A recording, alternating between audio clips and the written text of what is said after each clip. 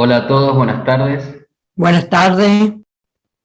Mi nombre es Omar Cabrera, presidente de la Asociación de Posturología Clínica de Argentina, y en nombre de toda la APA les agradezco la presencia y les doy la bienvenida, le damos la bienvenida a este nuevo encuentro del ciclo de Posturología Clínica en Acción 2021.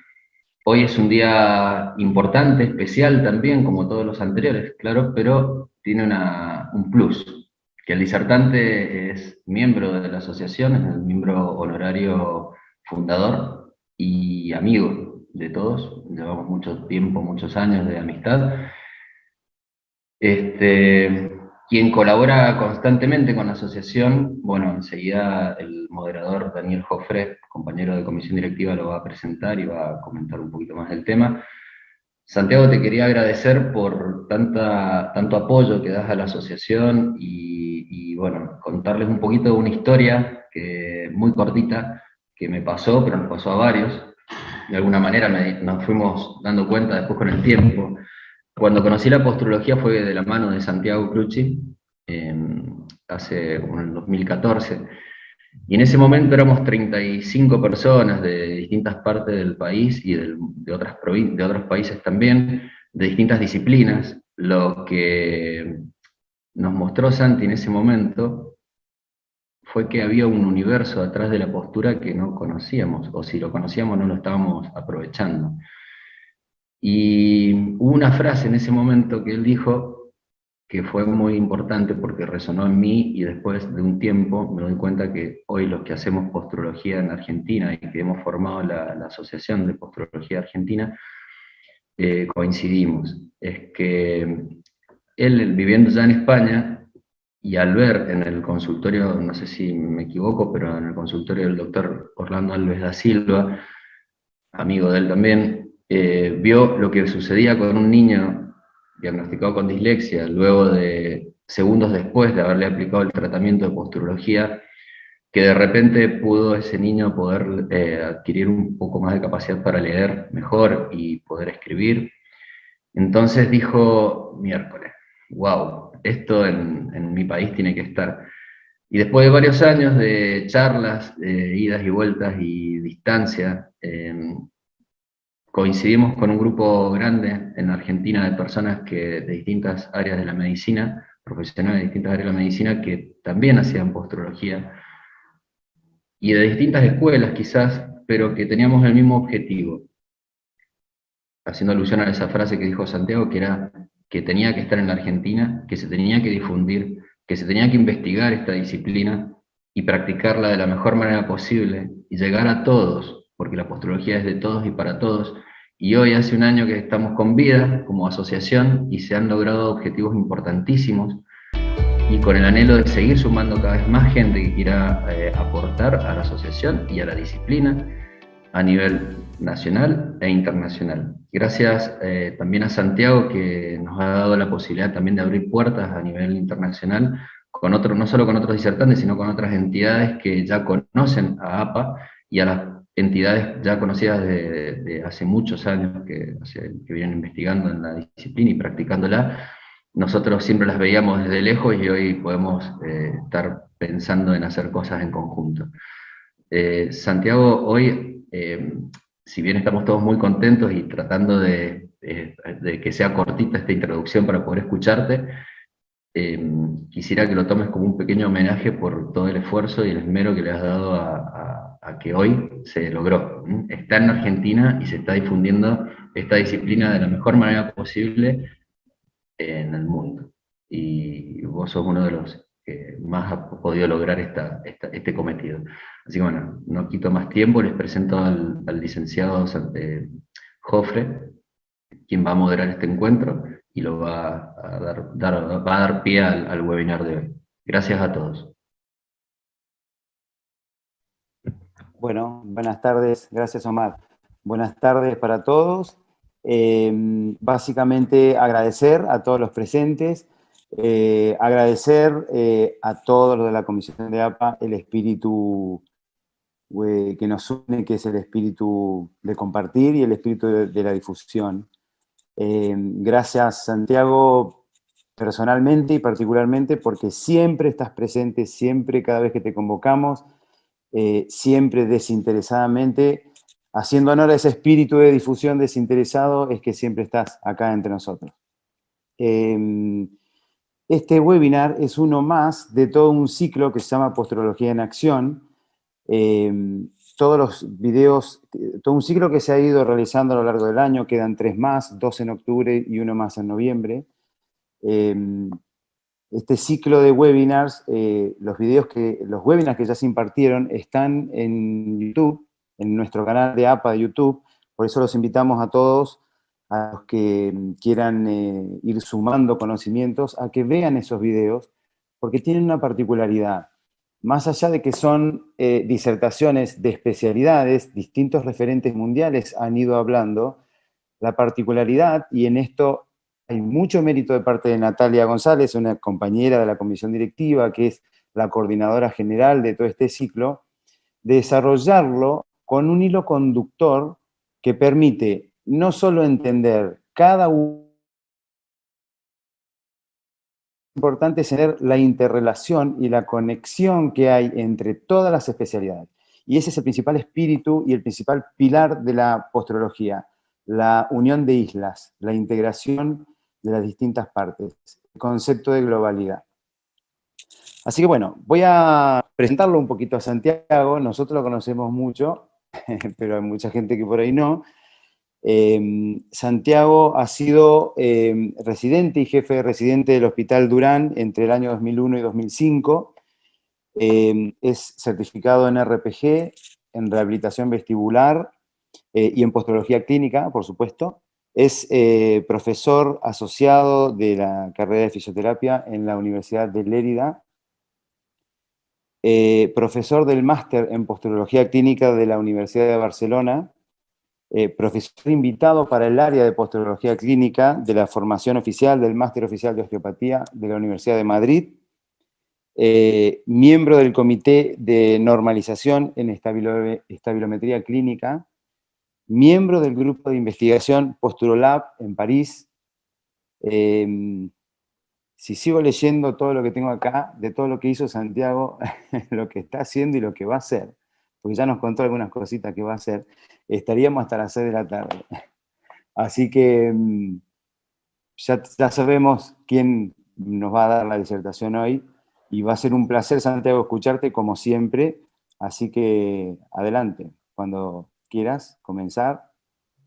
Bueno, hola, buenas tardes a todos. Bueno, muchas gracias por la invitación, por permitirme estar hoy acá con ustedes, por permitirme también este cambio de horario, porque sé que el ciclo en general se realiza los sábados por la mañana, pero hoy me era imposible porque tenía otro compromiso en otra parte de Cataluña, que vine pitando para acá para llegar para hacer bien este webinar. Así que bueno, ahora ya más tranquilo, pues tuve que hacer 200 kilómetros. No voy a decir en cuánto tiempo, pero bueno, fue un tiempo cortito. Bueno, y por otro lado, agradecer no solo las palabras que obviamente siempre hacen una caricia, ¿no?, al alma y al corazón, sino también porque realmente lo que decía tanto Omar como Daniel, ¿no?, más allá de algunos de los nombres propios que uno puede decir, yo creo que la asociación, ¿no?, está teniendo una identidad propia como asociación. Se nota en este trabajo de este ciclo de webinars. La verdad que la Asociación de Postrología Argentina, si bien es muy joven, la verdad que tiene mucha fuerza, ¿no? Mucha fuerza, y se nota la coordinación y la colaboración que hace cada uno de los miembros, ¿no? Como esto de la Gestalt, ¿no?, que al final el todo es más que la suma de las partes, ¿no? Y en esto se está notando muchísimo, ¿no? A pesar de tener esta juventud, se nota muchísimo interés y mucho trabajo, y de hecho yo diría que hoy en día, la verdad que me sorprendió de gente con la que yo no tengo mucha relación acá en España, ¿no? Como me comentaban, ¿no? Que cuándo es el próximo webinar de la Asociación de Posturología Argentina, ¿no? Fantástico, con gente que ni siquiera yo, o hacía mucho tiempo que no veía, y me la crucé hace unos días en un curso, y claro, me quedé así como parado, digo, hostia, mira qué bien, ¿no? Y también, como decían, de otras instituciones y de otras asociaciones de posturología de acá, que como decía Omar, todos las veíamos como, ¿no? Quizás de manera inalcanzable desde la distancia y desde la trayectoria que tienen, como ya se van acercando ellos mismos y proponiendo cosas, ¿no? Para la Asociación de Posturología Argentina. Entonces, la verdad que es un trabajo que lógicamente la asociación tiene que estar muy orgullosa, pero así también todos aquellos profesionales que de alguna forma u otra se relacionan o se pueden relacionar, ¿no? Con la posturología.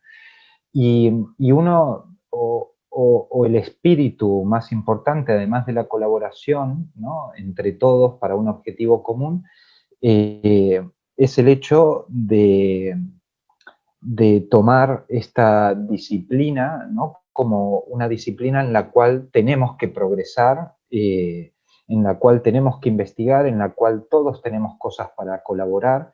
Hay algunos que hablarán más, otros que hablarán menos, pero todos tenemos cosas para aportar, ¿no? Y en la medida que nos podamos acercar, para los que no están dentro de la asociación, en la medida que nos podamos acercar a la asociación de posturología argentina, yo creo que en un futuro inmediato pues se van a hacer cosas que muy productivas para todos, ¿no? Y tanto para los profesionales como también para los pacientes, que en definitiva son el objetivo de todo el tiempo que invertimos, ¿no? En formarnos, en entender, en aprender, en conocer.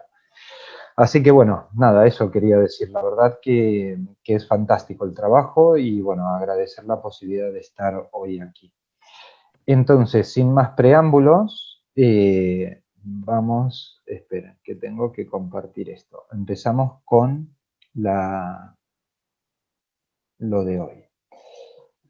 Entonces, esto que comentaba igual al principio, empieza a ser un poco desafiante para este tipo de webinars. ¿Por qué? Porque sinceramente no es lo mismo lo que uno expone, por ejemplo, en un sitio que en otro. No es lo mismo lo que uno habla quizás en Francia, en España o en Argentina, porque los públicos son diferentes. Y aunque parezca raro, hoy en día diríamos, o el conocimiento, el bagaje que hay en un sitio y en otro, tiene ciertas diferencias. Cada vez se acorta menos, lógicamente, porque incluso esto de la tecnología y de los webinars permite que haya cada vez más interrelación, pero el bagaje histórico en un sitio y otro hace a la actualidad y hace al presente. Entonces, cada vez es más desafiante porque hay que tener, y sobre todo así, en los webinars, yo siempre aclaro, y ahora voy a aclarar, porque claro, uno habla a un público en donde uno no tiene mucho rapport, no tiene mucho, como es, feedback en el momento, ¿no? Uno no puede ver la cara de absolutamente todos, ¿no?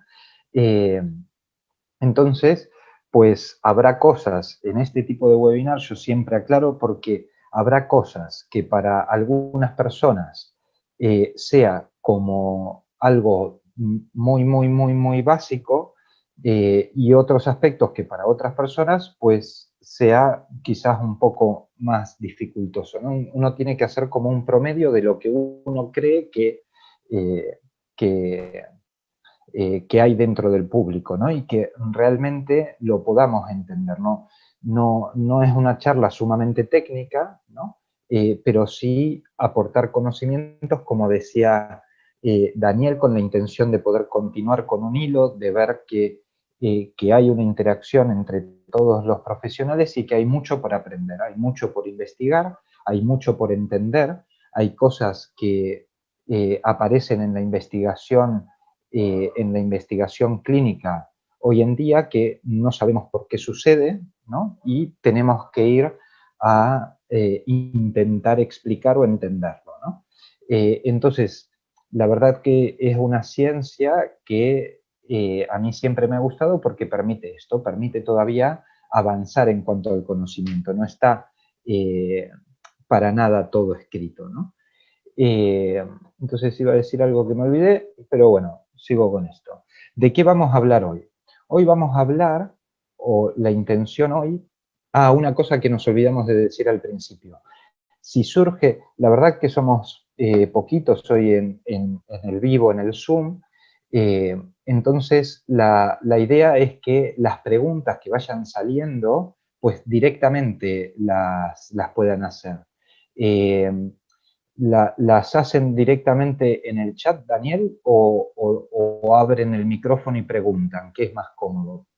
Sería más cómodo que hagan las preguntas en el chat, yo las voy Vale, leyendo ahí y te está. las voy transmitiendo cuando tomes aire El para momento. respirar. Vale, vale. Perfecto, buenísimo. Entonces eso, las preguntas, yo, lógicamente, si hay preguntas hacia el final, pues las hacemos al final, pero si van surgiendo preguntas en el transcurso de la charla, directamente hacerlas en el chat y las vamos respondiendo a medida que van surgiendo.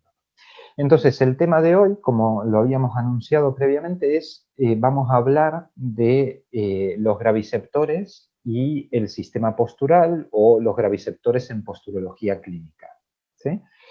Y dentro de los graviceptores, lógicamente, el que más conocemos y que se conoce y que se trabaja muchísimo en Argentina es el sistema vestibular, ¿sí? Entonces, hay algunas cosas que lamentablemente, igual yo creo que en todas las charlas las vamos repitiendo, algunas tienen que ver con la función del sistema postural, etcétera, pero claro, nos permite conceptualizar o nos permite ir introduciéndonos en el tema, ¿no? Porque al final también habrá webinars que algunos ven y otros no, bueno, etcétera. Entonces, ¿qué es la posturología clínica? ¿No? Como dice aquí, esperen que pongo el puntero este. Vale, la posturología clínica podría ser un sinónimo de el estudio del sistema de control de balance, de la estabilidad, del equilibrio, o sistema de control postural, o sistema sensorio-motor, ¿no? Como dice acá, quizás en la literatura científica, cuando uno busca, pues igual encontrará, por ejemplo, estudios acerca del sistema de control postural. Bueno, pues al final nos referimos al mismo aspecto de la neurofisiología del control motor o del control postural, ¿sí? Quizás desde Francia, desde Portugal, en la década del 50, del 60, se empezó a utilizar este término de posturología clínica, pero no deja de ser esto, la neurofisiología del control postural. Un aspecto que siempre yo creo que destacamos es que en posturología clínica estudiamos el aspecto dinámico de la postura, es decir, no estudiamos la ubicación de un segmento, ¿no?, apilado sobre el otro de una manera estática y en un instante determinado del tiempo, ¿no?, sino cómo evoluciona la postura a lo largo del tiempo. Sería eso, ¿no? Cómo uno va moviendo el centro de gravedad todo el tiempo que uno está, entre comillas, quieto, ¿no? Es decir, cómo nos movemos cuando estamos quietos. Entonces, es un llamado o una intención de empezar a pensar la postura o el sistema postural como un aspecto dinámico que evoluciona en el tiempo, ¿no? Y cómo se controla ese fenómeno, ¿sí? Cómo hace el sistema nervioso central para controlar en cada instante el centro de gravedad, ¿sí?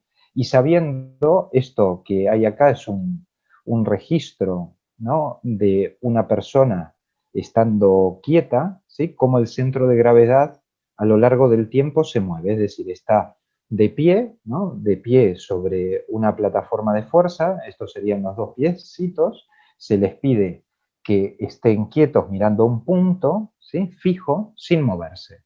Y entonces, ese sin moverse es sin moverse conscientemente, pero el centro de gravedad todo el tiempo se mueve. Entonces, ¿qué es lo que hacemos? Desde la posturología clínica es evaluar, o una de las cosas que hacemos, es evaluar el comportamiento, el movimiento de este centro de gravedad, ¿no? Y cómo lo podemos regular, ¿sí? Si está funcionando de manera inadecuada, ¿cómo podemos hacer para que empiece a funcionar adecuadamente? Entonces, al final, la posturología clínica básicamente lo que hace es reunir, ¿sí? Reunir conocimientos de la neurociencia relacionada con el sistema sensorio-motor, ¿sí? No otros aspectos de la neurociencia, sino el sistema sensorio-motor, especialmente el relacionado con la postura, y nociones de física y matemática, ¿sí? Que hoy no vamos a hablar de todo esto, pero sería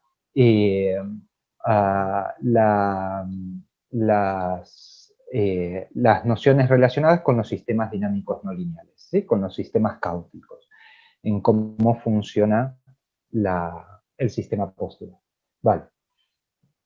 Ese sistema sensorio-motor o el sistema postural tiene básicamente distintas funciones, pero estas serían las 4 más importantes. Por un lado, a ver por qué no me va...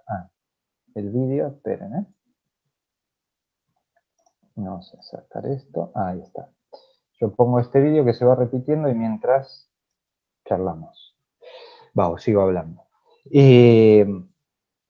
Una de las funciones que tiene ese sistema es mantener la línea de gravedad del ser humano dentro de parámetros normales. ¿Sí? Dentro de parámetros normales. Mantener el tono muscular óptimo tanto en estática como en dinámica. Es decir, si bien hablamos de sistema postural, la regulación del tono que hace ese sistema va a ser importante tanto cuando yo estoy en una posición, entre comillas, estática, o cuando estoy realizando un movimiento. Va a permitir establecer las coordenadas temporoespaciales, es decir, que el cuerpo o el sistema nervioso entienda el espacio en el cual se está moviendo, ¿sí? Y el tiempo, ¿sí? O la cadencia con la que tiene que moverse dentro de ese espacio. Y por otro lado, este sistema postural nos estabiliza antes, durante y después del movimiento. Y la eficacia de un movimiento, la eficiencia de un movimiento, va a depender de esta estabilización, ¿sí? No solo previa al movimiento, sino lo que sucede mientras yo lo hago y al final del mismo, ¿sí? Para obtener el objetivo que deseo, ¿no? Entonces, en este video que pasó, yo pensé que se seguía repitiendo, pues nada. En este video, pues lo que sucedía con el portero que quería pasar la pelota a un compañero fue que la metía dentro de la portería, ¿no? Es decir, que pierde las nociones temporoespaciales, ¿no? Y está alterado el movimiento a raíz de alteraciones en cómo percibe el espacio. Finalmente, la eficacia o el resultado final de su movimiento es inadecuado, porque en general los porteros intentan evitar que la pelota entre, ¿no? No meterla en su propia portería. Vale. Que todas estas funciones se produzcan de manera adecuada permite, que esto lo vamos a hablar, liberar las funciones cognitivas superiores, ¿sí? Ahora rápidamente vamos a hablar, yo creo que el próximo webinar, que es a cargo de la licenciada Quirós, pues va a hablar más sobre este tema, sobre las funciones cognitivas, especialmente sobre la dislexia, la discalculia, la disgrafia, pero el que este sistema de regulación postural actúe adecuadamente va a permitir que se liberen las funciones cognitivas. El siguiente webinar, ¿no? Habíamos comentado previamente, después igual Daniel en algún momento nos lo va a volver a recordar, va a ser el 16 de octubre, ¿no? Si mal no recuerdo. ¿No? Sí, perfecto, Vale. 16 de octubre. Perfecto. Después en algún momento igual hacemos un espacio y recordamos todas las fechas que quedan, ¿no? De aquí hacia el final.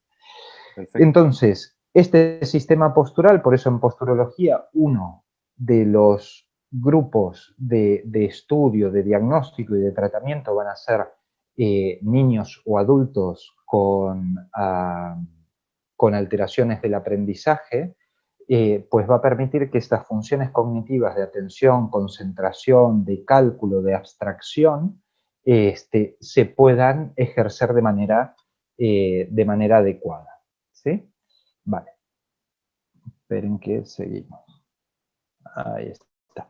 Vale, entonces, como dijimos, uno de los principales funciones de este sistema postural es mantener la línea de gravedad dentro de determinados parámetros. ¿Sí? Y mira, lo que pasa es que justo me va saliendo dentro de determinados parámetros, que objetivamente lo medimos con la plataforma de fuerza, que va a ser el objetivo del siguiente webinar, ¿no? Que va a hablar Sanfrini, ¿no? ¿Qué día es, Daniel? Ese es el 23 de octubre. El 23 de octubre, o sea, primero 23 de octubre. Quirós el 16 con y el 23 de octubre y el 23 de octubre Sergio Sanfrini. Que nos va a hablar de las plataformas de fuerza, que es lo que mide objetivamente cómo se comporta esa línea de gravedad. Es decir, si la línea de gravedad está dentro de esos parámetros que nosotros consideramos normales, que el sistema nervioso central va a tratar a través de ejercer y de coordinar el tono muscular de absolutamente todo el cuerpo, va a tratar de mantener esa línea de gravedad siempre dentro de determinados parámetros, gastando la menor energía posible, ¿sí? Para ese objetivo. Bien, ¿cómo hace el sistema nervioso central para controlar la línea de gravedad? Lo hace a través de los músculos, como dijimos recién, del tono muscular, de los músculos posturales, y para tomar la decisión de qué tono muscular realiza en cada uno de los músculos, todo el tiempo, continuamente, en cada instante, está recibiendo información de los distintos órganos sensitivos y sensoriales, ¿sí? Que nosotros acá esquematizamos como endoentradas, ¿sí? O exoentradas, ¿sí? Vale. Independientemente de este nombre, que distintos autores lo cambian, ¿sí? Y los nombran de distintas formas, la historia es que va a llegar información continuamente de distintas vías, de distintos sistemas sensitivos y sensoriales. Todo eso se integra, ¿sí? Se analiza en el tronco del encéfalo y genera una respuesta que es el tono muscular, ¿sí? Que ajusta en cada uno de los instantes, ¿sí? Iba a decir algo nuevo. Vale. Muy bien. Entonces, acá ya esta diapositiva o una diapositiva similar con otros dibujitos lo han presentado pues prácticamente todas las personas que han hablado acá y las seguirán presentando. ¿Por qué? Porque al final es... eso iba a decir, perdón. Miren, vuelvo acá atrás para ver la importancia que tiene esto y la diapositiva que viene. El sistema nervioso quiere mantener la línea de gravedad, ¿sí? Entonces, el error, si hay una alteración en esto, si hay una alteración en el manejo de la línea de gravedad, ese error puede estar originado en los efectores, es decir, en los músculos posturales, ¿sí? Puede estar, entonces, pues si el problema está en los músculos de estos, pues trataremos los músculos, perfecto. Pero también se puede encontrar en el sitio donde se analiza toda esa información, en el tronco del encéfalo, o ese error puede estar a nivel de los sistemas que envían la información al sistema nervioso central. Por lo cual, si yo tengo una alteración a nivel de este sistema, o a nivel de la vertical de gravedad, vamos, lo decimos ahora, pues si no hay ningún error en los efectores, no hay ningún error en el sistema de integración, y el error está en los receptores sensitivos y sensoriales, lo que tenemos que ir a tratar como terapeutas para realmente resolver el problema del paciente, ¿sí?, es esos receptores, ¿sí? Si está a nivel de la integración, pues tendremos que ir a tratar la integración de esa información, y si está en los efectores, pues en los efectores, ¿sí? ¿Qué quiero decir con esto y por qué lo recalco? No quiere decir que nunca más voy a hacer nada a nivel mecánico o nada a nivel del músculo como músculo propiamente. Sí, pero también tengo que saber, y si el error está en otro stage, en otra escala, en otro punto del sistema, pues lo que tengo que ir a tratar es ese punto del sistema. Si el problema viene de la boca, pues tendré que ir a tratar la boca. Si el problema viene de la información visual, pues tendré que ir a tratar la información visual. Si el problema viene del sistema vestibular, pues tendré que tratar el sistema vestibular, ¿sí? Y así podemos seguir con todos los receptores, ¿sí? Pero de nada sirve que yo trate el músculo, ¿sí?, si hay una alteración en la información visual de esa persona o de ese paciente. Es decir, si yo trato el músculo en ese ejemplo, en ese caso, pues el resultado que yo voy a obtener va a ser superfluo y limitado en el tiempo, ¿no? Vale. Bien. Entonces, como dijimos que el objetivo principal es mantener la línea de gravedad, yo a la gente aquí siempre le pregunto, vale, de todos estos receptores que conocemos, ¿no?, que son muchos, que hay algunos que están aquí, y después vamos a ver algunos que hemos agregado. ¿Cuál de todos ellos, de los que están en esta figura, percibe la gravedad como entidad física en sí misma? ¿Sí? ¿Por qué pregunto esto? Yo pregunto esto porque desde hace un tiempo venimos insistiendo en la importancia del sistema vestibular dentro de la posturología clínica, que durante un tiempo pues estuvo como en un plano secundario por distintos motivos. Entonces, yo siempre pregunto esto porque justamente el único sistema de los que figuran aquí en esta imagen que percibe la gravedad como entidad física en sí misma es el sistema vestibular, ¿sí?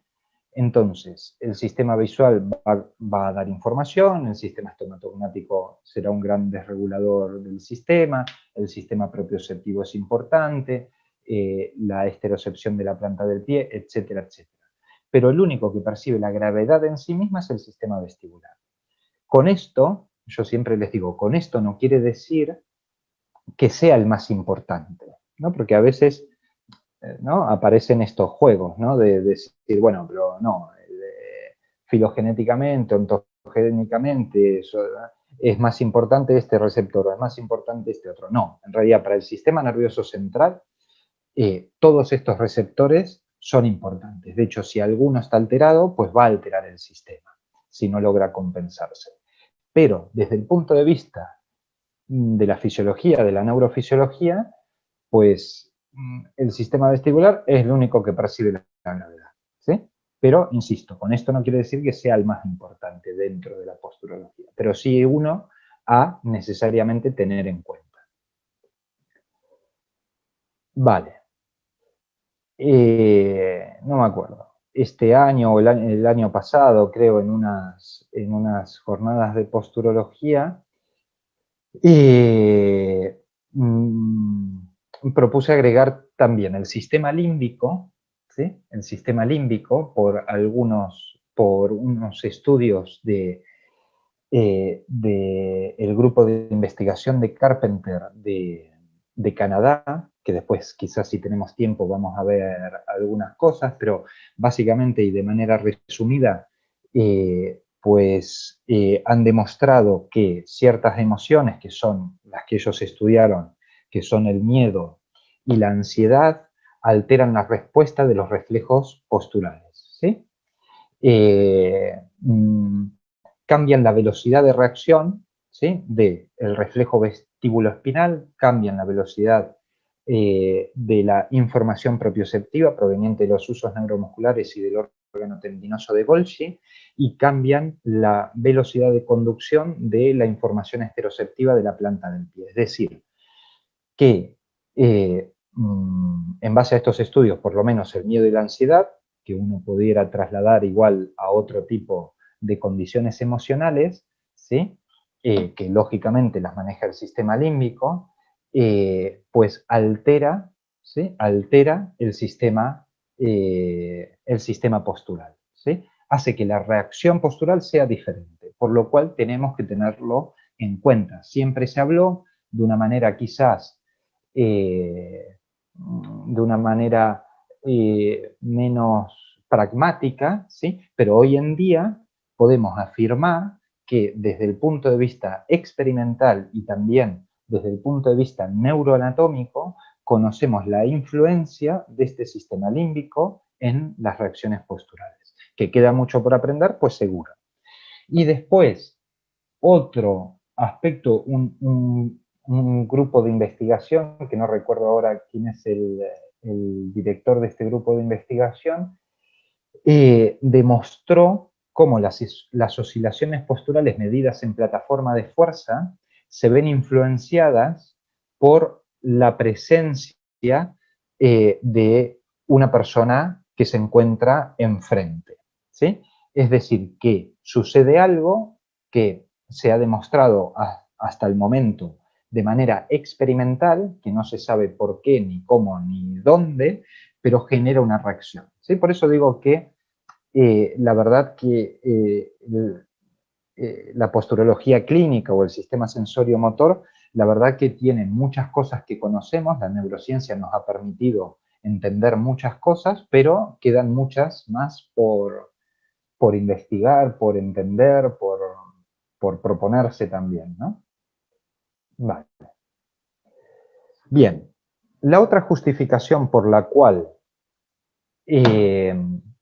planteamos que dentro de la posturología clínica, pues tenemos que comprender y entender el funcionamiento y las alteraciones del sistema vestibular, es porque en el síndrome de deficiencia postural, ¿sí? Que fue definido por Martín Stacunia, ¿sí? En la década del 70, que sería la patología, la disfunción que nosotros tratamos desde la posturología clínica, que tiene muchos signos y síntomas. Hay 3 formas clínicas. Una de ellas, ¿me escuchan, no? Porque, sí, vale. Una forma clínica es la muscular o osteoneuromuscular, ¿sí? Cuyo síntoma principal es quizás, podríamos decir, el dolor. La otra forma clínica es la pseudovertiginosa, es decir, pacientes que se van a presentar con mareo, inestabilidad, vértigo. Y la otra forma es la otra forma clínica es la cognitiva, cuya quizás síndrome más trabajado es la dislexia de evolución, ¿no? Pero dentro de la cognitiva hay otras alteraciones también. Entonces, un grupo de pacientes que nosotros vamos a atender, vamos a recibir en nuestras consultas, van a ser pacientes con trastornos relacionados con la estabilidad, ¿sí? Inestabilidad, mareo y o vértigo. Bien. Entonces, por ese motivo es importante entender el sistema vestibular. Mi intención hoy, si llegamos y vamos a ir avanzando quizás rápido en algunos aspectos, es tratar de entender cómo el conocimiento del sistema vestibular para aquel que hace posturología es muy importante, pero también de la misma forma para aquellos profesionales como en la Argentina, que está muy desarrollado, se dedican a la rehabilitación, al estudio, al diagnóstico y tratamiento de pacientes con alteraciones vestibulares, es importante conocer de posturología clínica, porque va a aportar tanto al diagnóstico como al tratamiento, ¿sí? y sobre todo en casos, en todos los casos, pero específicamente en casos en donde la rehabilitación vestibular suele tener un índice de éxito un poco más bajo que en otras patologías vestibulares. Vale. Bien. Santiago, Sí, permitime una interrupción sí, con respecto a lo que estás diciendo de la sí. importancia de las alteraciones o de cambios vestibulares de origen postural. Elizabeth, como odontóloga, tenía una pregunta muy linda para hacerte, recién la manifestó. No sé, Ajá. Elizabeth. A ver. Sí, me preguntaba cómo se relacionaba el funcionamiento de los otolitos, cómo modificaba en pacientes con problemas de ATM y cómo se modificaba la reacción o la función del sistema vestibular durante el crecimiento, cuando el chico va pasando, va cambiando su función de succión con el amamantamiento a la masticación y se va poniendo en pie, cómo era la integración con los dos sistemas. Vale, perfecto. Mira, esa pregunta vamos a avanzar un poco porque hay algo de esto dentro de la presentación. Vamos a avanzar un poco y seguramente que no me olvido. Pero si me llego a olvidar, antes de terminar, volvemos a hacer la pregunta. Acuérdate, Eli. Sí. Porque sí, puse algo con algunas diapositivas y esto, de cuál es la relación justamente entre el sistema trigeminal y el sistema vestibular, por ejemplo. ¿Sí? Bien, vamos a seguir teniendo, sí, me acuerdo de esta pregunta. Entonces, ¿por qué es importante para los que hacen posturología el sistema vestibular? Mira, esto viene de la biología gravitacional, especialmente de la botánica gravitacional. Entonces, hay un axioma en la biología gravitacional que nos dice lo siguiente, que no hay ningún sistema vivo sobre la Tierra que haya logrado sobrevivir sin un sistema especializado para censar la gravedad. Es decir, que todos los sistemas vivos actuales en la Tierra, desde una planta hasta aparentemente el más evolucionado, que aparentemente parece ser el ser humano, a pesar de ciertas cosas, pues todos los seres vivos tienen un sistema especializado para censar la gravedad. En las plantas es el estatocisto, ¿sí? Es una organela específica dentro de la célula de la planta que logra censar la gravedad y crecer en función de ese estímulo. Y así ha ido desarrollándose a lo largo de las especies hasta el sistema vestibular que conocemos en el ser humano, ¿no?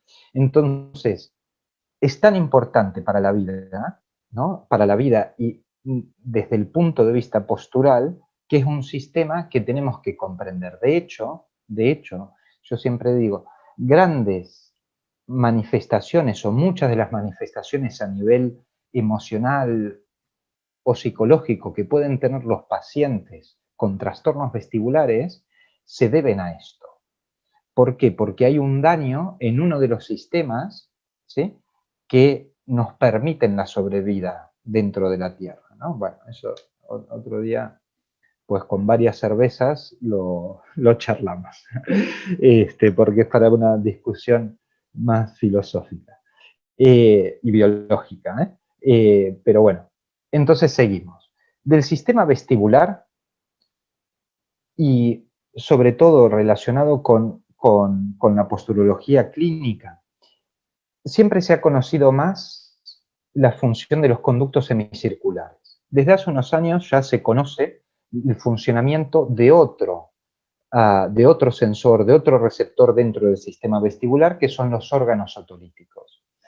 Los conductos semicirculares, que era lo que más se conocía, realmente tienen una respuesta dinámica, ¿sí? Tienen una respuesta dinámica. De hecho, hay una frase en uno de los libros escrito por uno de los posturólogos más importantes y con un neurofisiólogo también muy importante dentro de la posturología, que decía, si un paciente tiene una superficie del estabilograma de más de 2000 milímetros cuadrados, es decir, que el centro de gravedad se mueve mucho, mucho, pero mucho, mucho, recién ahí el sistema vestibular es importante.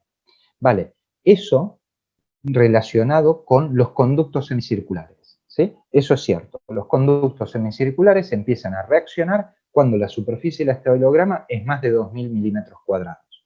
Pero por debajo de eso, los sistemas otolíticos, el utrículo y el sáculo dentro del sistema vestibular, que es otro receptor, esos son receptores que van a estar activos todo el tiempo, tanto en estática como en dinámica. ¿Por qué? Porque son los que realmente perciben la línea de gravedad, la fuerza de gravedad como tal, ¿sí? Entonces, hay unos órganos, receptores específicos dentro del sistema vestibular, que es el utrículo y el sáculo, que van a estar todo el tiempo sensando cómo incide la gravedad en el cuerpo, cómo incide la gravedad en la cabeza, ¿sí? Para organizar el sistema postural.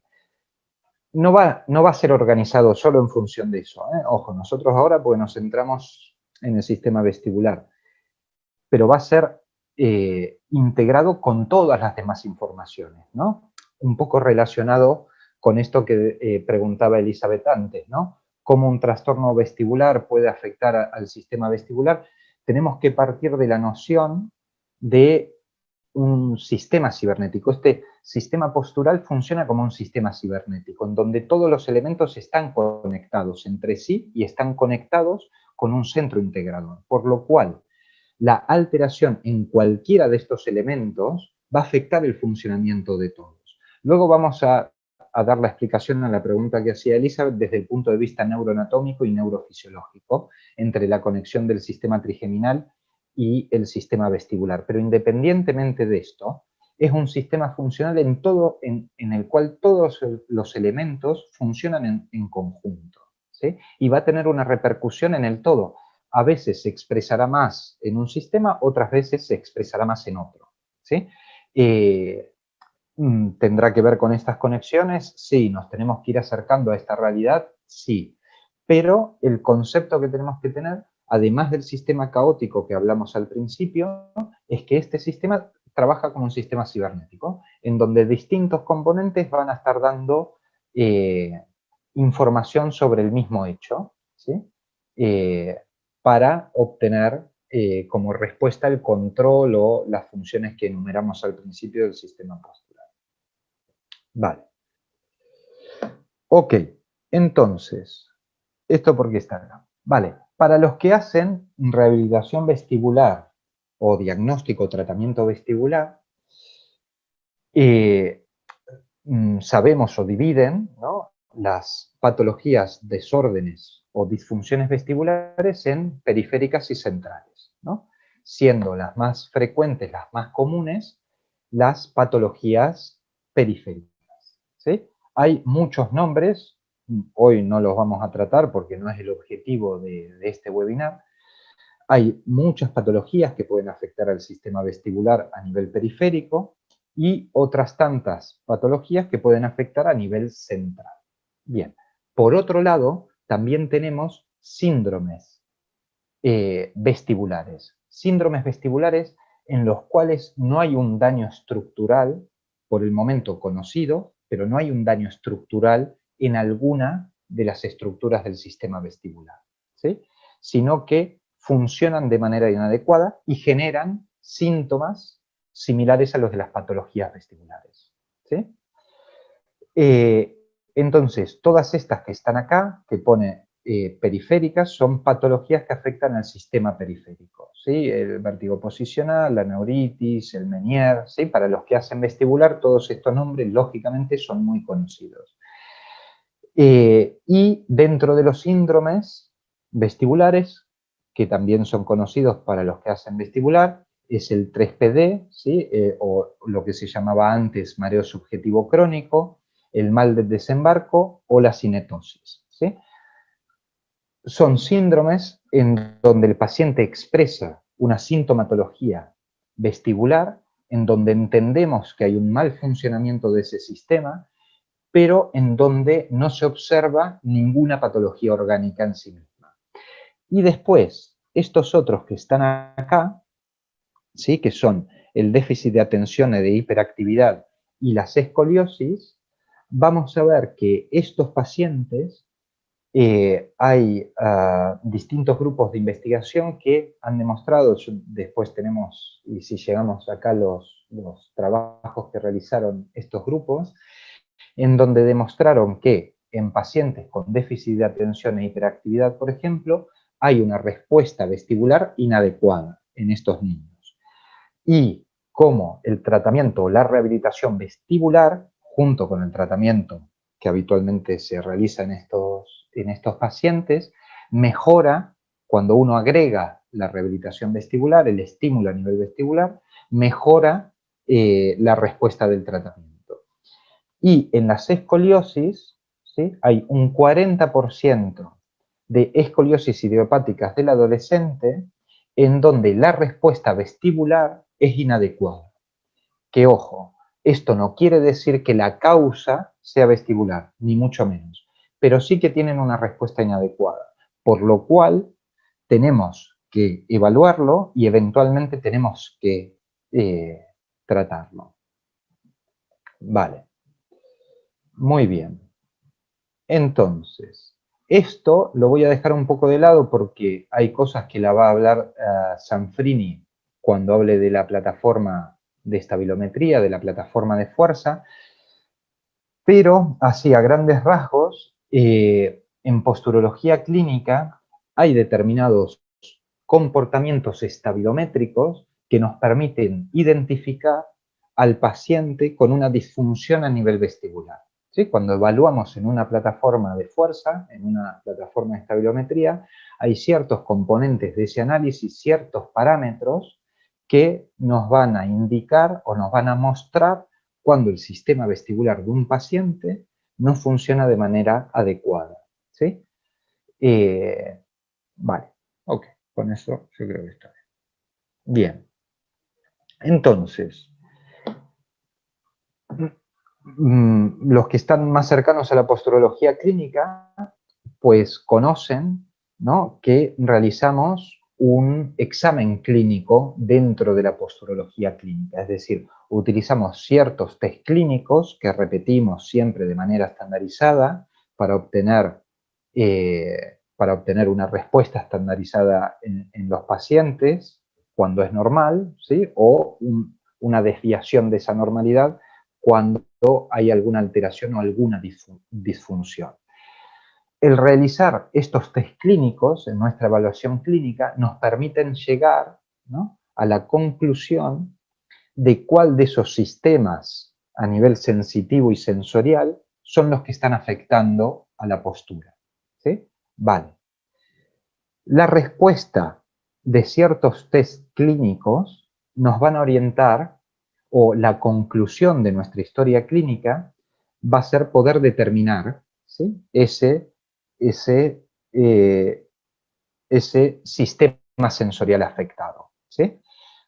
Entonces, cuando ciertos test clínicos tienen una respuesta determinada que nosotros conocemos, pues vamos a pensar en una alteración vestibular. Es decir, que objetivamente, desde el examen clínico que nosotros realizamos en posturología clínica, ¿sí?, vamos a poder determinar si el receptor que está fallando o el que está generando el error es el sistema visual, es el sistema esteroceptivo plantar, es el sistema estomatognático o es el sistema vestibular.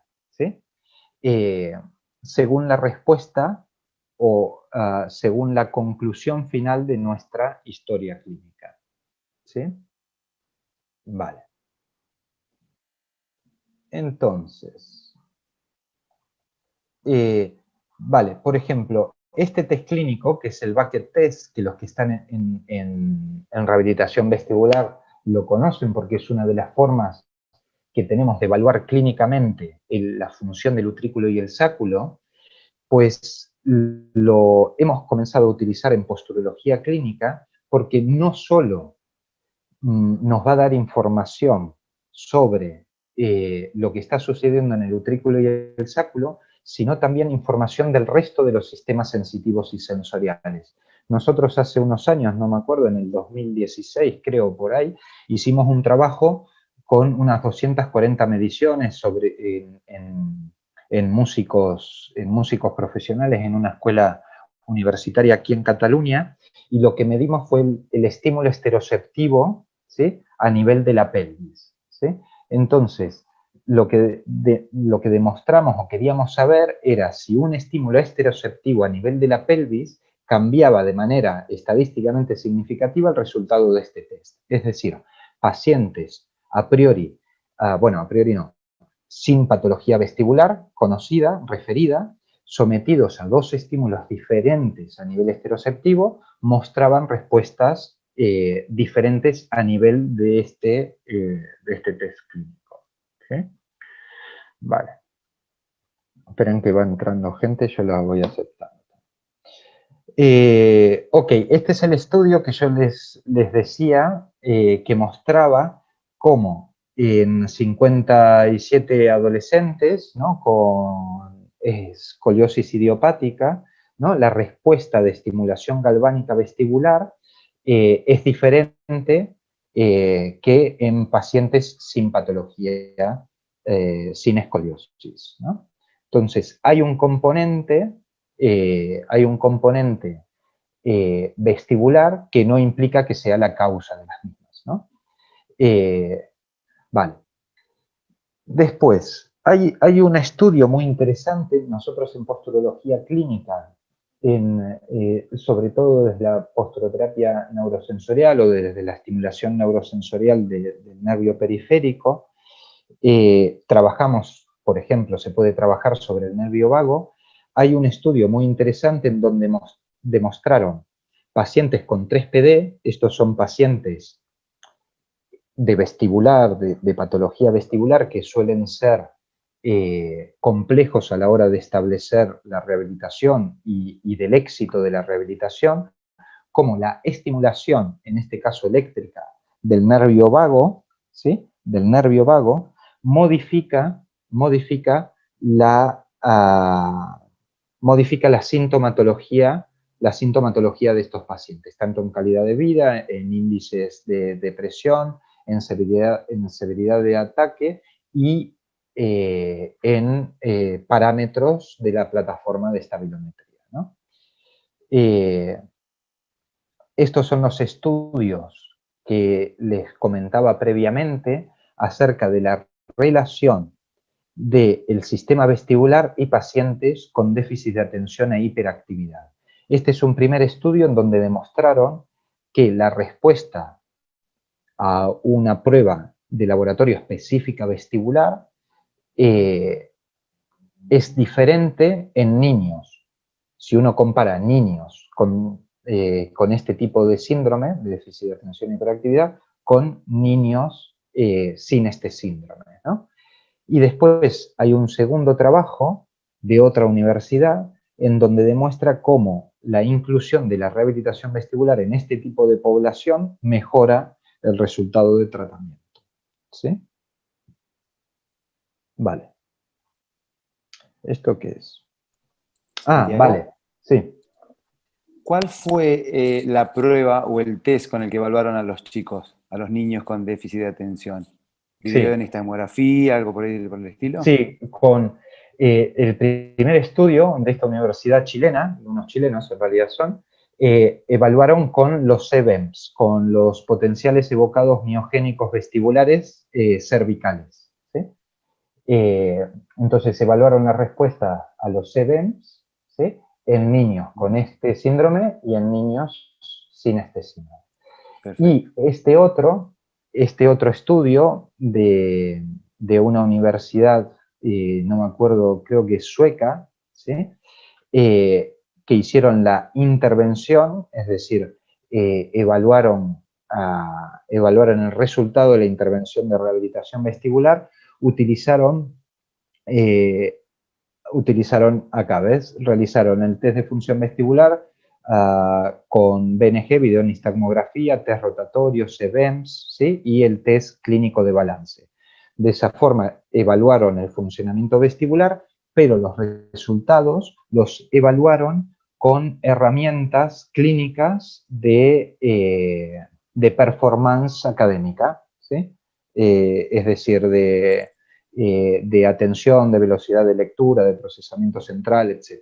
¿Sí? Para evaluar el resultado en su síndrome, ¿no? Perfecto. Bien, ahora nos acercamos, creo, a la respuesta para Elizabeth. Sí, no me quiero olvidar de una cosa. Ostras, vale, porque nos está corriendo el tiempo, ya nos estamos pasando. Esto, en algún momento, yo hablaba de las eferencias de las aferencias, ¿sí? Es decir, las eferencias hacia los sistemas sensitivos y sensoriales, ¿sí? Es decir, la información eferente que llega del sistema nervioso central hacia el receptor vestibular. Cuando nosotros estudiamos sistemas sensoriales o sensitivos, lógicamente, siempre nos centramos en cómo funciona desde el receptor hacia el cerebro, pero no tenemos en cuenta que el cerebro también regula esa aferencia, ¿sí? A través de vías eferentes. Vale. Entonces, las eferencias hacia el sistema vestibular son muchas, son varias. Vamos a irnos a esto. Vamos a irnos a esto.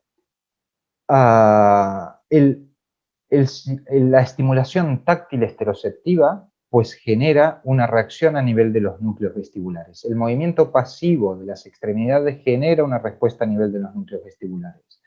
El estímulo optoquinético también genera una descarga a nivel de los núcleos vestibulares. El nervio trigémino, cuando es estudiado, hay información que percibe el nervio trigémino que va a activar neuronas específicas dentro de los núcleos vestibulares. La información propioceptiva de los músculos oculomotores viaja por el nervio trigémino y se integra en los núcleos vestibulares, ¿sí?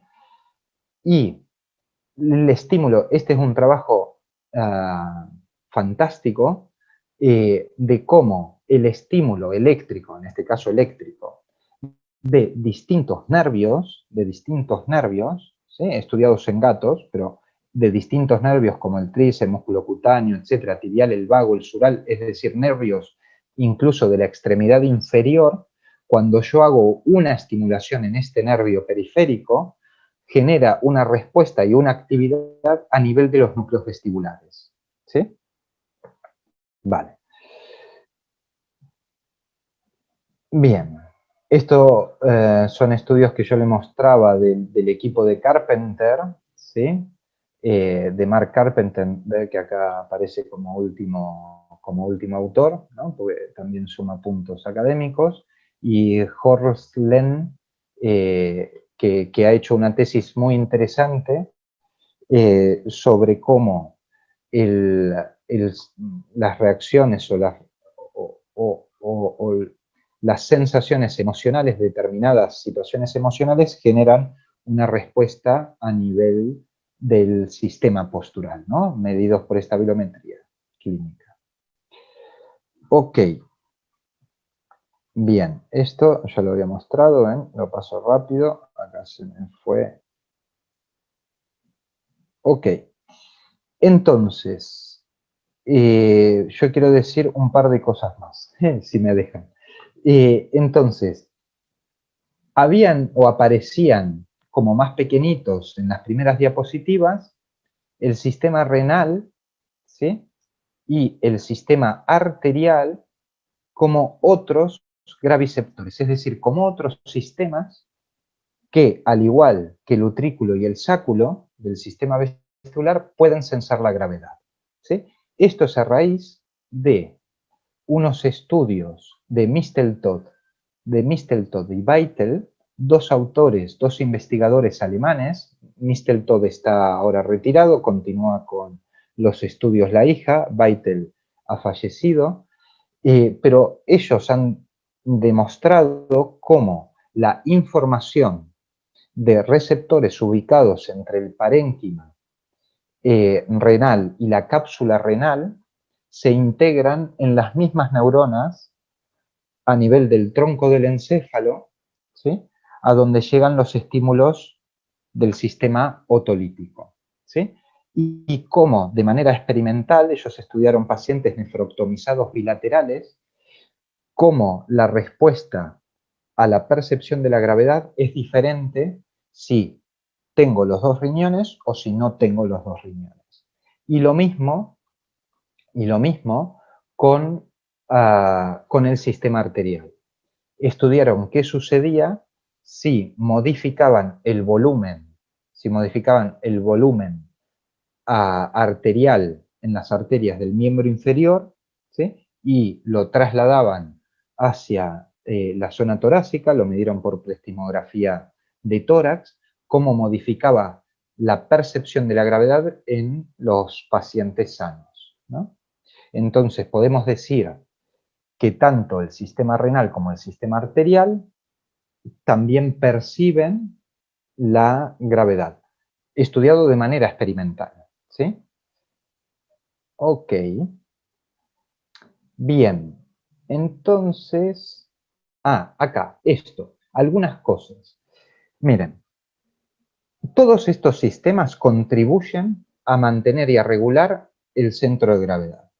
Entonces, en pacientes, por ejemplo, ahora más para la gente que trabaja desde el sistema vestibular, en pacientes, por ejemplo, con alteraciones vestibulares periféricas, incluso con una hipofunción vestibular bilateral o una reflexia vestibular bilateral, en donde hay una información vestibular inadecuada o disminuida o prácticamente nula.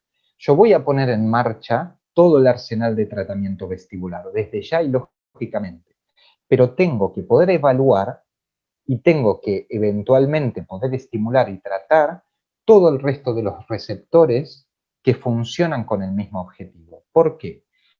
En una persona en donde todos los sistemas funcionan de manera perfecta, pero solo uno falla un poco, por ejemplo, el sistema visual no da la información adecuada o el sistema estomatognático está generando algún error, pero todos los otros sistemas funcionan de manera perfecta, el sistema nervioso central puede compensarlo. Pero ante un paciente en donde falla uno de los sistemas importantes, no el más importante, pero uno de los sistemas importantes para regular la estabilidad y el tono muscular de un paciente, cuando éste se altera de manera orgánica, todos los errores pequeños que suceden en los demás receptores van a tener relevancia clínica. ¿Qué quiere decir esto? Que yo, regulando la información esteroceptiva de la planta del pie en este paciente, que la posturología clínica me permite evaluar de manera específica y tratar de manera específica, va a tener una mejor respuesta de su cuadro clínico. Un paciente que tiene, por ejemplo, un Maddox alterado, ¿sí?, es decir, una alineación ocular con una desviación mínima subclínica, que solo lo puedo ver a través de un test clínico, pues el poder regularle esa alineación ocular de manera fina y específica, que nos lo permite la posturología clínica, va a hacer que esa persona pueda integrar la imagen visual de una manera más correcta. Y que entonces este paciente con sufrimiento vestibular pues tenga una mejor integración de la información relacionada con el sistema postural. Estos son unos estudios muy interesantes, muy antiguos, de un autor holandés, ¿sí?, que se llama Uter Meulen, a mí estos apellidos me cuestan, ¿no?, como los alemanes, los holandeses, pero en donde utilizaba unos prismas de baja potencia, como los que se utilizan en posturología clínica, para pacientes con enfermedad de Meniere, para regular el tono muscular, ¿sí? Y hay toda una escuela de Uter-Meulen que continúa trabajando bajo el mismo concepto, y es un concepto que nosotros utilizamos en posturología clínica, ¿no? Vale. Y después después, yo pienso, pero no lo hice, estos son unos estudios en donde se evalúa, miren, este es interesante, una encuesta sobre 1032 pacientes, ¿no? De los cuales un porcentaje tenía trastorno temporomandibular, ¿no? Y entonces, ¿cómo en estos pacientes con trastornos temporomandibular tienen una mayor incidencia de tinnitus y de vértigo, por ejemplo, ¿no? A ver, vale. Y esto en realidad, Ushio, un japonés que estudia mucho pacientes con trastornos vestibulares, ¿no? Gran parte de los trabajos sobre estabilometría clínica y pacientes vestibulares provienen de Japón, de Ushio, de la Universidad de Tokio. Entonces, demostró cómo este pequeño perfil, ¿no? Es algo que no hacemos exactamente en posturología clínica. En posturología clínica solemos poner estos pequeños elementos en la plantilla propiamente, pero a mí me gusta presentar cosas que hacen autores fuera incluso de la posturología clínica, pero que tienen que ver con nuestro mismo razonamiento, ¿no? Como la adhesión de este pequeño perfil, wedge, de esta inclinación, de esta cuña dentro del zapato, en pacientes con un déficit vestibular no totalmente compensado, modifica de manera objetiva la estabilidad, ¿no? Entonces, volviendo, creo, a la respuesta de Elizabeth, ¿cuál es la relación entre el sistema vestibular y el sistema trigeminal? Pues hay una relación, hay un sistema, un bucle incluso, entre la información propioceptiva oculomotora, el nervio trigeminal y los núcleos vestibulares. Y cómo el estímulo, ¿sí?, por marcadores radioactivos, como el estímulo del nervio trigeminal va a generar respuestas en los distintos núcleos vestibulares.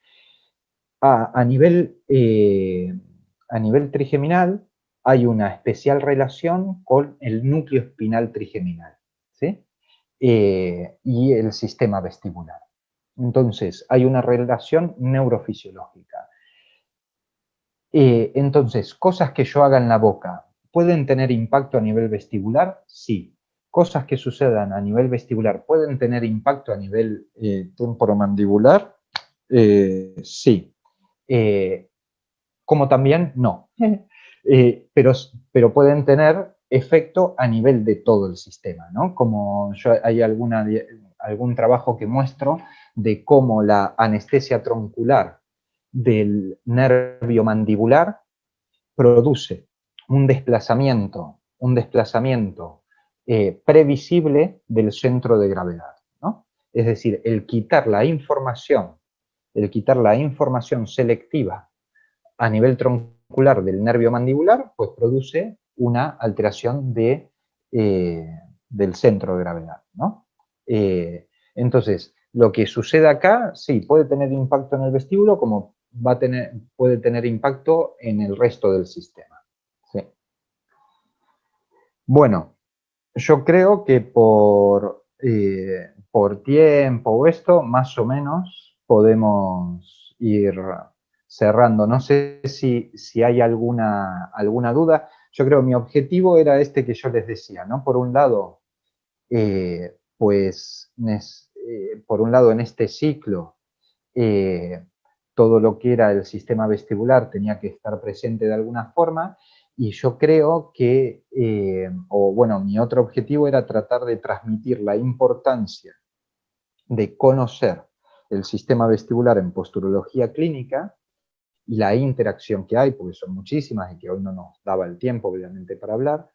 O sea, desde el sistema vestibular hacia la posturología clínica, pero también en el sentido inverso, es decir, cómo la posturología clínica agrega elementos de evaluación específica específica y elementos de tratamiento específico para pacientes con trastornos vestibulares, que no lo podemos dejar de lado, porque hoy la neurofisiología nos aporta datos y conocimientos con los cuales podemos beneficiar el funcionamiento o la recuperación de estos pacientes, ¿no? Yo creo que es un poco esa la conclusión o el relato que quería. Perfecto, Santiago. Y aparte fue clarísimo. Hay una pregunta que Gabriela Roldán escribió, pero me parece que sería mejor si ella te la puede hacer personalmente. Sí. No sé, Gabriela. Sí, hola Santiago, ¿cómo estás?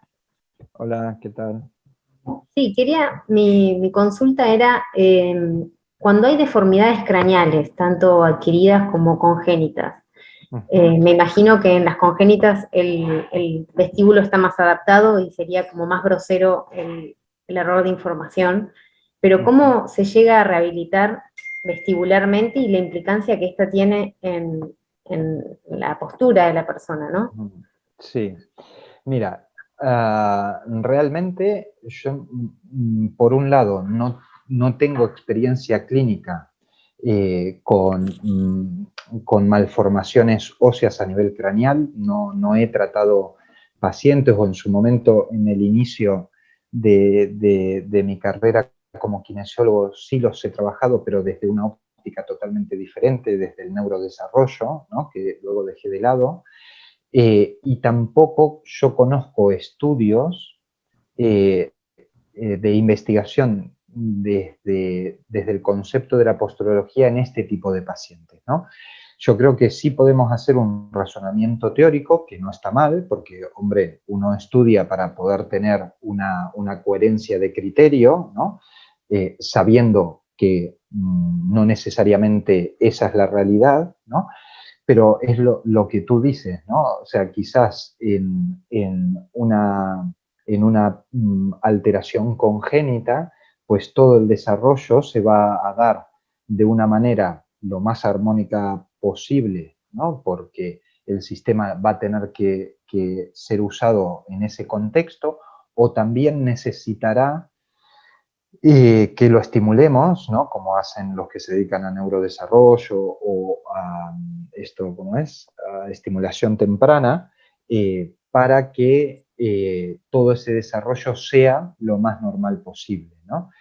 Y yo creo, muchos de estos profesionales, perdón que muevo la mano que me entraron mosquitos, muchos de estos profesionales lo que hacen es estudiar la integración de la respuesta, y la respuesta en su totalidad, ¿no? Y en función de lo que evalúan, ir trabajándolo. Yo creo que también la posturología clínica, a estos profesionales que trabajan desde el neurodesarrollo y desde la estimulación temprana, les puede dar herramientas para diferenciar de manera más específica, ¿no? Pero trabajan muy desde lo funcional y yo creo que al final no terminan haciendo, que está bien, ¿no? Esta disquisición de, bueno, si está más alterado este sistema o este otro o aquel, ¿no? Trabajan como en la totalidad, que creo que está bien.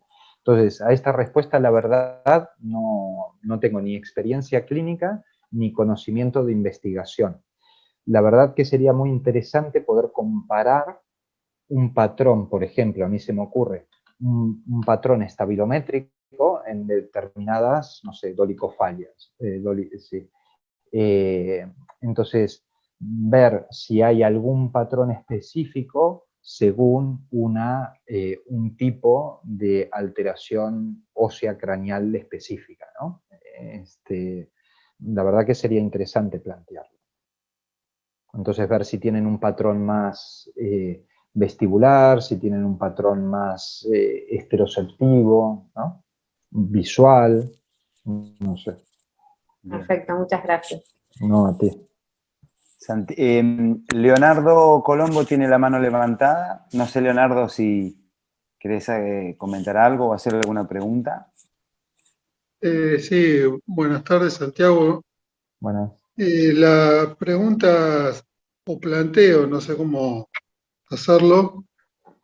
Entiendo que tenemos dos sistemas vestibulares, derecho, izquierdo, y cuando se lo habla como uno solo.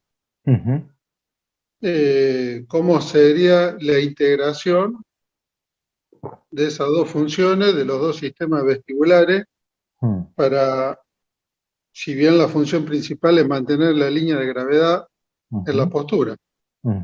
Está bien, sí, sí, es cierto. Hoy, como les decía al principio, hoy al final uno, claro, deja muchos conceptos de lado, ¿no? Por una cuestión de tiempo y tal. Y es cierto que esto que plantea Leonardo es muy importante para entender el funcionamiento. Como decía él, ¿no? Al final, es cierto, tenemos un aparato vestibular, un receptor vestibular derecho, un aparato vestibular izquierdo. A su vez tenemos núcleos en el tronco del encéfalo, vamos a tener núcleos vestibulares derechos y núcleos vestibulares izquierdos. Así como de manera muy resumida, pero para que se entienda esta cuestión, el aparato vestibular derecho, ¿no? Va a regular el tono muscular de todos los músculos posturales del mismo lado, del lado derecho, ¿sí? Va a enviar información a los núcleos vestibulares del lado derecho, ¿sí? Y regula esta información. Bien. Del lado izquierdo, pues será lo mismo con el lado izquierdo. Bien. No podría ser algo coherente y coordinado si no hubiese conexión entre ellos, ¿no? O sea, no puede ser que uno se desentienda de lo que sucede en el otro lado. Vale, entonces existen fibras intercomisurares, es decir, que cruzan la línea media. Los núcleos vestibulares del lado derecho van a estar comunicados todo el tiempo con el lado izquierdo y se van a estar informando continuamente de qué información está recibiendo uno, qué información está recibiendo otro y la respuesta que genera. De hecho, esta conexión entre un lado y el otro es una de las bases de la compensación vestibular que se realiza en los pacientes vestibulares, ¿no? Entonces sí, hay una comunicación constante, es una de las características fisiológicas que tiene este sistema, que es de redundancia de información, es decir, continuamente lo que sucede del lado derecho, el lado izquierdo se entera, y lo mismo al revés, sí. Entonces, a veces, perdón, sigo por más que quizás no sea la pregunta, a veces se puede afectar el lado derecho vestibular, va a tener unas consecuencias, otras veces se puede afectar solo el lado izquierdo y otras veces un poco más difíciles, tanto en sintomatología para el paciente como para la rehabilitación, se pueden afectar ambos, ¿no? Eso. Bien. Va a haber una compensación ahí, Santiago, de un vestíbulo al otro, de un lado y del otro. Claro, lo que se pretende y lo que se estimula con la rehabilitación sería esta compensación. Al final vamos a ver que podemos tener pacientes totalmente compensados, pacientes parcialmente compensados o pacientes no compensados, ¿sí? Es decir, hay pacientes, según las patologías y según esto, pues pueden mejorar y compensarse y mantener esa compensación a lo largo de la vida. Hay otros que llegan a compensar ciertas funciones y hay otros que no llegan a compensar. Esa compensación no solo sería esperable entre vestíbulos, ¿no? Entre los dos hemisferios, sino que también a través de otras Sí. entradas que estén colaborando. Claro, mira, hay algo que yo siempre Y muestro. puede ser como un hilo muy finito entre lo estable y lo inestable después, ¿o no? Sí, mira, yo siempre hay algo que muestro que hoy igual creo que no lo puse.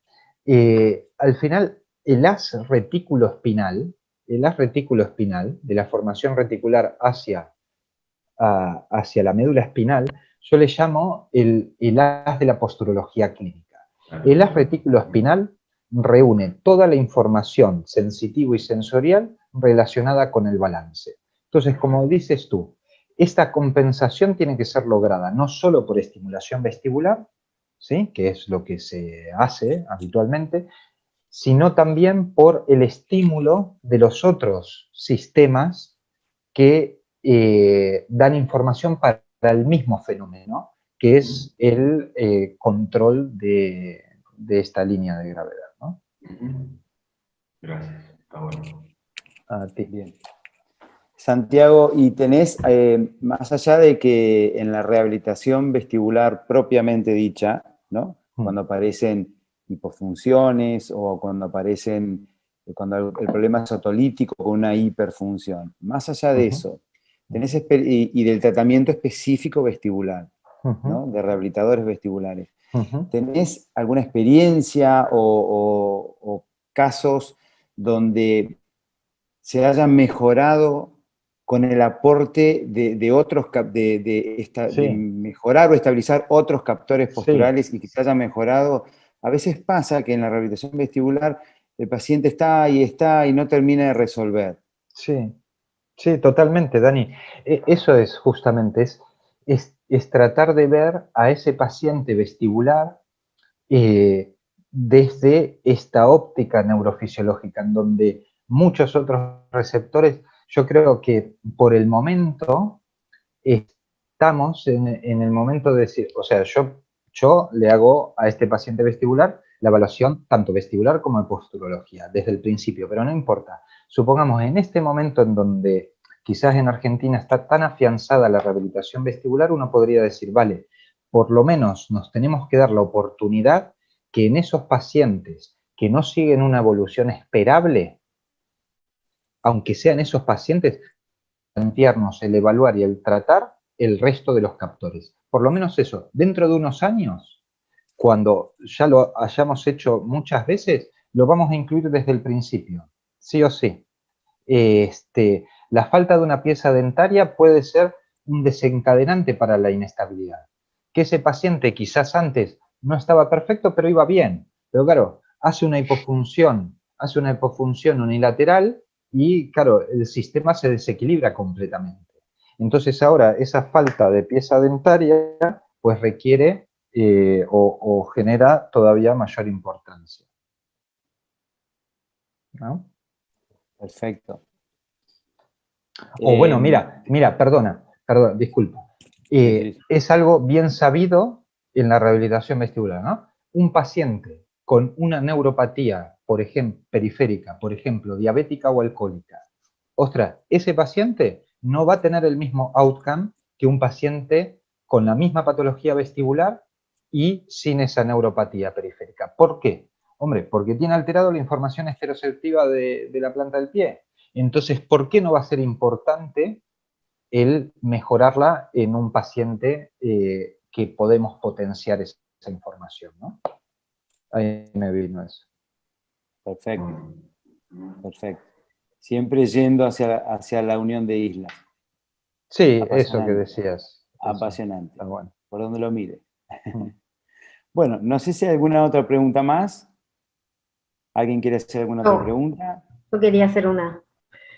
Quería preguntarte, Santiago, de estos graviceptores no vestibulares. ¿Cómo hacemos para evaluarlos posturológicamente, su implicancia? Porque es como que me siento sin herramientas ahí. Sí, yo también. No, mira, lo del riñón y el sistema arterial, vale. La posturoterapia neurosensorial tiene herramientas para su evaluación, pero la verdad que es cierto que tendrían que existir más exámenes clínicos o formas para... Yo lo que he hecho en el 2018 en el Congreso Internacional de Posturología fue presentarlo, y previamente lo había hecho en unas jornadas de la Universidad de Barcelona, es presentarlo para ser incluido, ¿sí? Desde el análisis neurofisiológico. Después, ¿qué hacer con eso? Yo lo dejé ahí, no tengo ni idea. Pero bueno, luego habrá que retomar ese camino, o a alguien que le interese o a alguien que tenga la posibilidad, es en plantear cómo se puede evaluar y eventualmente cómo tratarlo. Ya le doy, dentro de la terapia manual neurosensorial tienen herramientas, ¿vale? Pero se pueden desarrollar muchas otras también, yo creo, tanto de diagnóstico como de tratamiento. Yo estoy esperando lo mismo que tú, Gabriela, o sea, que alguien me diga, mira, vamos a empezar a evaluar el riñón ahora de tal forma, sí. Pero es un hecho y una realidad neurofisiológica que tiene esa función. Pues bueno, por lo menos desde el punto de vista teórico la tenemos que saber y ir desarrollando, porque si no, nunca vamos a llegar al estadio clínico, ¿no? Tenemos que subir ese primer peldaño y después ir subiendo la escalera de a poco. Perfecto, sí, porque me pasó que pacientes con trastornos vestibulares, cuando yo indagaba en su historia clínica y les preguntaba por antecedentes renales, todos habían tenido algún que otro episodio, una piedra o algo, por eso me empezó a llamar la atención, nada más. Sí, sí, o pacientes que hayan sido intervenidos quirúrgicamente, en donde haya una solución de continuidad de la cápsula renal, suelen referir síntomas de inestabilidad y mareo, que algunos los compensan espontáneamente y otros no, se mantienen. La cápsula principalmente, no así también con el riñón extirpado. Ya, sí. Bueno, si nos permitís, Santiago, quedan 2 manitos levantadas acá. Te hacemos 2 preguntas más y, venga, y te liberamos. Y saludamos. Y saludamos. Elizabeth Blinder es una. No sé si querés preguntar, Elizabeth. Uy, mira, la de ellas son preguntas difíciles. Por suerte no activó el micrófono. Perdón. Se perdió. Perdón. Sí, ahí va. Ahora va. No, estaba pensando que es muy común en los pacientes que vemos con problemas ontológicos, ¿no? Que tengan asimetrías en sus ATMs, que eso también, o a veces porque la misma implantación del ATM está asimétrica de un lado o de otro, y a veces por desviaciones mandibulares que se produjeron y que también hay asimetría. Eso también debe influir en el sistema vestibular. Sí, como todo. Esas desviaciones desde el punto de vista mecánico o alteraciones, incluso a nivel sensorial, pueden ser compensadas. Lo que nosotros tenemos que poder lograr en la evaluación es determinar si esas alteraciones han sido compensadas o no por el sistema. Es decir, puede haber esta malformación a nivel, o lo que planteaba Gabriela, ¿no? Esta dolicocefalia igual a nivel congénito, quizás no tiene la misma implicancia que una alteración mucho más pequeñita adquirida en el desarrollo. ¿Por qué? Porque el sistema lo logra compensar, logra entender este fallo y pone en marcha mecanismos para que este error no esté interfiriendo, ¿no? Es como si yo continuamente estoy escuchando un ruido de fuera, ¿no? Y estoy prestando atención acá. Si ese ruido, yo puedo llegar a abstraerme completamente de ese ruido y que no me moleste. ¿Sí? ¿Por qué? Porque puse en marcha un sistema de compensación que logro que ese ruido no me interfiera en el desarrollo de mi actividad. Y otras veces no lo puedo hacer, ¿sí? Por distintos motivos. Entonces, tanto a nivel de la boca, a nivel del pie, o a nivel ocular, o a nivel de lo que sea, pues el sistema puede incorporar y compensar ese déficit y que no genere un impacto.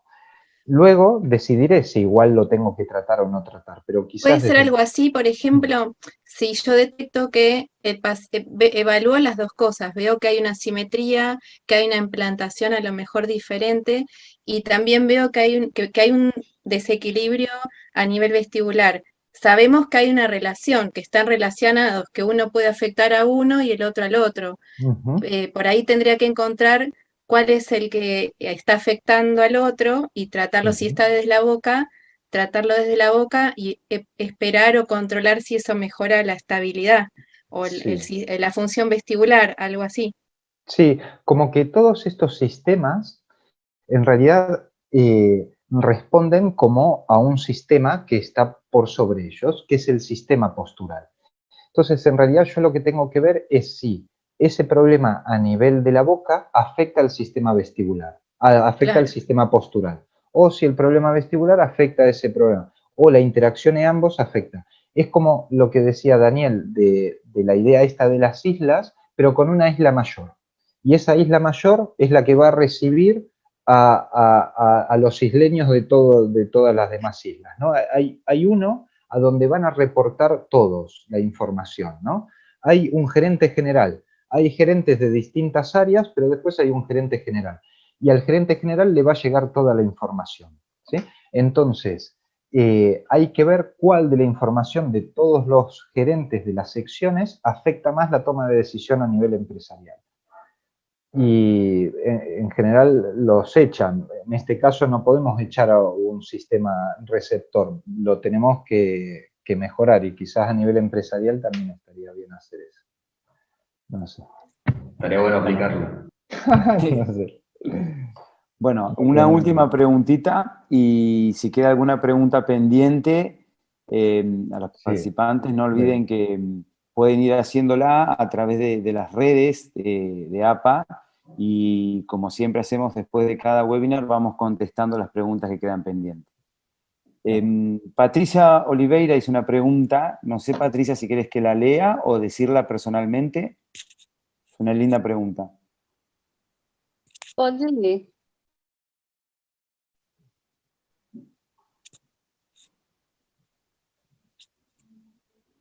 ¿Qué tipo de estimulación auditiva o vestibular utiliza para la rehabilitación? Ah, bueno, la leo yo, Patricia, no sé. Isso. Dale. ¿Qué tipo de estimulación auditiva o vestibular utiliza para la rehabilitación del síndrome de deficiencia postural? Vale, la estimulación auditiva, pues yo no sigo ninguno de los sistemas como Tomatis o este otro que existe que no me acuerdo el nombre, ¿no? Yo para la estimulación auditiva que utilizo para estimular al sistema vestibular y en este caso mejorar los signos y síntomas del síndrome de deficiencia postural, es algo que estoy estudiando. De hecho, es el objetivo de mi tesis doctoral es evaluar esto, la estimulación auditiva en pacientes con déficit vestibular, sí, y síndrome de deficiencia postural. Entonces, todavía no sabría decirte hasta que no concluya la tesis propiamente, ¿no? Pero bueno, sí, se utiliza esto, un estímulo. Yo utilizo un estímulo auditivo que lo que hago es evaluarlo en el paciente. Eu pretendo estudar também estímulo binaural, Tomatis ou Forbrain. Eu tenho essa ideia que tenha algum efeito positivo. Claro, bueno. Desculpe, estou falando em português. No, perfecto, se entiende. Es cierto, diríamos, actualmente se utiliza, ¿no?, estos métodos de estimulación auditiva y que tienen respuesta, ¿no?, en pacientes con síndrome de deficiencia postural. Pero algo que yo siempre he preguntado, ¿no?, utilizan frecuencias hasta los 150 hercios, ¿sí? Esto porque lo establecieron los autores en su momento, ¿no?, a los cuales no se les puede preguntar ya. Pero no utilizan frecuencias por debajo de esos 150 hercios. Cuando en realidad, cuando tú utilizas frecuencias frecuencias puras incluso, frecuencias puras por debajo de esos 150 hercios, en los pacientes vestibulares tienen respuesta a nivel del centro de gravedad. Entonces yo utilizo frecuencias incluso por debajo, o sea, mayores y por debajo. E incluso frecuencias no audibles para el oído humano generan respuestas a nivel vestibular. Y no sé por qué motivo Tomatis no utiliza ese tipo de frecuencias, ¿no? Pero bueno. Eu utilizo os alfs, mas em alguns pacientes eu acho que essa parte da estimulação auditiva pode dar algum efeito. Na verdade, é um tratamento multidisciplinar, né? Que tem que ser complementado com várias áreas. Eu acho que pode ter muita contribuição também. Obrigada. Sí. Obrigado.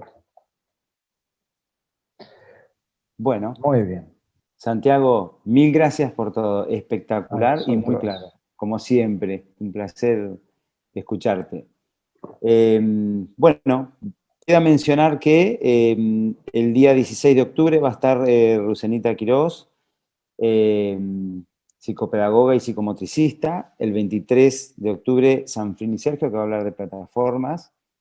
Y el 13 de noviembre, el odontólogo Alfredo Marino va a estar hablando de los ALF. Todas las charlas son muy interesantes y con eso estaríamos cerrando el ciclo anual. Quisiera hacer una invitación para todos los participantes que se acerquen un poco más a la APA a través de las redes. Muy pronto ya vamos a poder abrir la posibilidad de asociar gente, así que como siempre los socios van a tener beneficios en un montón de propuestas y de proyectos que iremos realizando a lo largo de los años, de este próximo año 2022. También APA está ofreciendo el curso de posturología clínica de formación, así que toda la información que quieran se acercan a través de las redes y van a tener toda la información. Omar, no sé si queréis decir algo.